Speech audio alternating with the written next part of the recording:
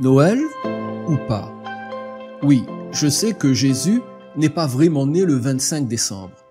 C'est au IVe siècle, à l'époque où l'Église est devenue une institution d'État, que le pouvoir en place a décidé que le 25 décembre serait le jour où la naissance de Jésus devra dorénavant être célébrée. La première célébration eut lieu à Rome le 25 décembre de l'an 336, soit 23 ans après la promulgation de l'édit de Milan en l'an 313, un édit qui mit fin à la persécution des chrétiens dans l'Empire romain. En faisant un bond en avant dans l'histoire, nous découvrons que le 25 décembre est devenu l'événement religieux, culturel et social le plus célèbre du monde entier et connu sous le nom de Noël. La question qui ne cesse de revenir chaque année est Noël ou pas? C'est-à-dire, les chrétiens devraient-ils ou non célébrer Noël? Vous le savez aussi bien que moi, le sujet est âprement débattu sur Internet lorsqu'approche la fin d'année, et 2020 ne fait pas exception. En rencontrant des chrétiens, je me demande si je peux leur souhaiter joyeux Noël, parce que le mot à lui seul peut déclencher des hostilités qui m'étonnent encore aujourd'hui. Sincèrement, je ne sais plus s'il faut ou non le faire, car un grand nombre de croyants sont devenus susceptibles sur le sujet. Ils sont d'une rapidité déconcertante à reprocher aux autres leur manque de compréhension sur les racines païennes de Noël. À croire que souhaiter joyeux Noël est devenu le blasphème contre le Saint-Esprit. À la vue de tout ce qui se passe dans le monde, il me semble que les chrétiens pourraient au moins ne pas se disputer chaque fin d'année sur la question de Noël.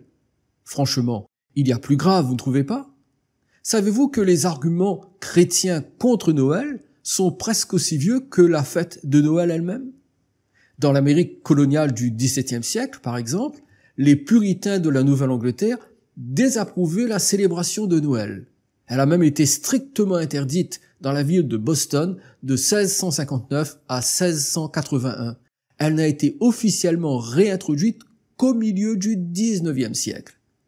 N'est-ce pas étrange que les puritains qui interdisaient la célébration de Noël sont les mêmes qui ont emprisonné plus d'une centaine de personnes faussement accusées de sorcellerie et qui en ont exécuté 19 d'entre elles. Si le gouverneur du Massachusetts n'était pas intervenu, ils auraient probablement été tous exécutés pour sorcellerie. Cette période de l'histoire américaine est connue sous le nom de l'affaire des sorcières de Salem. Les racines païennes de Noël ne sont un mystère pour quiconque a fait un minimum de recherche sur la fameuse fête. Bien sûr, je sais que le 25 décembre, dans le calendrier romain, correspond au festival en l'honneur du dieu romain Sol Invictus, le soleil invaincu en français. Lorsque l'Empire romain a imposé le christianisme comme religion d'État, elle a jugé utile de fournir une alternative chrétienne à la célébration païenne du Sol Invictus le 25 décembre. Je suppose que c'était une manière de faire accepter plus facilement le christianisme à une population habituée aux festivités en l'honneur des divinités païennes. Le jour de la célébration était maintenu. Seul le nom de la divinité changeait. Ce n'était plus Sol Invictus, mais Jesus Christus, c'est-à-dire Jésus-Christ. Maintenant, s'il s'agit pour les chrétiens d'entrer en conflit avec tout ce qui a des racines païennes, alors nous ne sommes pas sortis de l'auberge. La vérité, c'est que les racines païennes sont partout dans notre société du XXIe siècle. Premièrement, nous sommes tous des descendants de païens. Y avez-vous déjà pensé? Remontez dans votre généalogie et vous verrez que vos ancêtres étaient des païens notoires qui adoraient peut-être n'importe quoi et n'importe qui. Vous ne pouvez pas échapper à votre histoire, mais vous ne cessez pas de vivre pour autant. Prenons un autre exemple, les jours de la semaine. Savez-vous que le samedi est la journée consacrée au dieu romain Saturne qui présidait aux récoltes? Que le mardi est consacré au dieu de la guerre Mars, le mercredi au dieu du commerce Mercure et le vendredi à la déesse de l'amour et de la séduction Vénus? C'est la même chose pour les mois de l'année. Par exemple, la déesse Junon, la protectrice du mariage et de la fécondité, est à l'origine du nom donné au mois de juin. Janus, le dieu romain des commencements et des fins, celui qui est représenté avec une face tournée vers le passé et l'autre face tournée vers l'avenir, a donné son nom au mois de janvier. Difficile d'être plus païen que cela. Devons-nous changer les noms des jours et des mois pour nous débarrasser des vestiges du paganisme? Devons-nous nommer les 12 mois de l'année d'après les noms des 12 apôtres de Jésus pour paraître moins païens et plus spirituels? Après réflexion, il serait préférable de garder les choses telles qu'elles sont et surmonter notre phobie des noms et symboles païens. Quelqu'un dit que découvrir les racines païennes de notre culture moderne, c'est comme découvrir l'eau de l'océan. Il n'y a rien d'extraordinaire ou de miraculeux. En vérité, les mois, les jours et les festivités sont ce que vous en faites. Si vous en faites des dieux que vous honorez, alors vous êtes un idolâtre, bien sûr.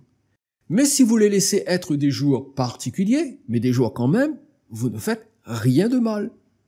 Quand je souhaite à quelqu'un un bon vendredi, je ne célèbre pas la déesse Vénus. De même, quand je souhaite à quelqu'un joyeux Noël, je ne célèbre pas le soleil invaincu ou Sol Invictus de la mythologie romaine. Oui, je sais que Dieu ne nous a jamais commandé de célébrer la naissance de Jésus. Je sais aussi que nous ne sommes pas nés avec Jésus, mais que nous avons été crucifiés avec lui. En consultant tous les outils de recherche biblique disponibles aujourd'hui, je confirme que le mot Noël n'apparaît nulle part dans les Écritures. Et alors, où est le problème?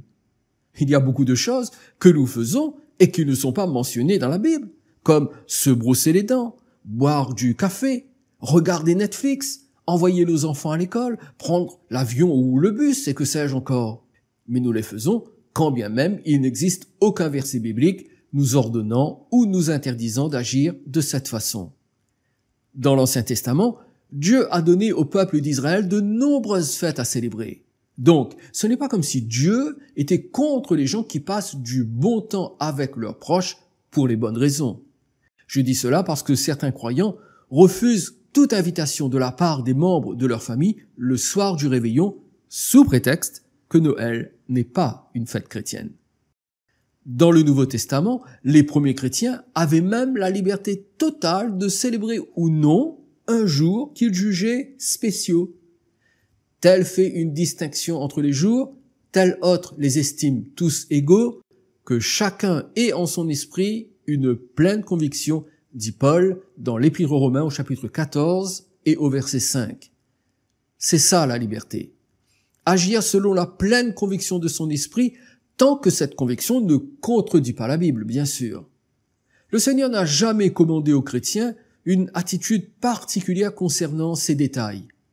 Il leur laisse le soin de décider quand, où et comment ils voudraient honorer et célébrer la naissance, la vie, la mort et la résurrection du Seigneur. Savez-vous que Jésus n'a même pas ordonné que le dimanche soit le jour de rassemblement pour les chrétiens? S'ils l'ont fait, cela relève davantage d'une coutume que d'un commandement. L'apôtre Paul dit même dans Colossiens, chapitre 2, versets 16 et 17, que personne donc ne vous juge au sujet du manger ou du boire, ou à propos d'une fête, d'un nouveau mois ou du sabbat. Tout cela n'était que l'ombre des choses à venir, mais la réalité est en Christ. L'apôtre ne parle pas ici d'interdiction ni d'ordre imposé, mais de totale liberté. Ainsi, en ce qui concerne les fêtes comme Noël, l'Écriture laisse le soin à chaque croyant d'agir comme il le souhaite. La règle à suivre, c'est de ne pas l'imposer aux autres et de respecter qu'ils aient un avis et une pratique différente de la nôtre. Ne jugeons pas celui qui fête Noël et ne jugeons pas celui qui ne fête pas Noël. Soyons respectueux. C'est simple et c'est possible. Je sais aussi que Noël est devenu un événement hautement commercial et que certaines personnes le célèbrent pour de mauvaises raisons. Noël est autant une fête sociale que religieuse. Est-ce nécessairement une mauvaise chose? Si la naissance de Jésus obtient une certaine reconnaissance dans le monde séculier, aussi imparfaite, immature ou non spirituelle que puisse être cette reconnaissance, n'est-ce pas mieux que pas de reconnaissance du tout? Oui, Jésus n'est pas né en décembre. Mais l'idée est plus importante que la date. À Noël, nous rappelons au monde entier qu'un jour, le Fils de Dieu est devenu homme. Que les gens y adhèrent ou pas, ce n'est pas vraiment notre problème. Ce qui importe, c'est que nous avons l'occasion de le proclamer. Pour moi, Noël n'est pas seulement le moment de célébrer la venue de Jésus, car cela, je le fais tous les jours lorsque je prie. Mais c'est une période spéciale de l'année pour passer du temps en famille. Noël reste la plus importante réunion de famille, la seule période de l'année où nous faisons un effort particulier pour être ensemble. Manger des mets spéciaux, boire du bon champagne et s'offrir des cadeaux quand c'est possible. N'est-ce pas merveilleux? Franchement, je ne vois rien de païen ou de non spirituel dans cette façon d'agir. C'est juste se comporter en être humain normal. Il y a tant de choses pour lesquelles nous pouvons nous réjouir. Un mariage, un diplôme, l'obtention d'un emploi, un anniversaire, etc. Pourquoi ne pas célébrer le plus grand événement de l'histoire de l'humanité? Alors, Noël ou pas?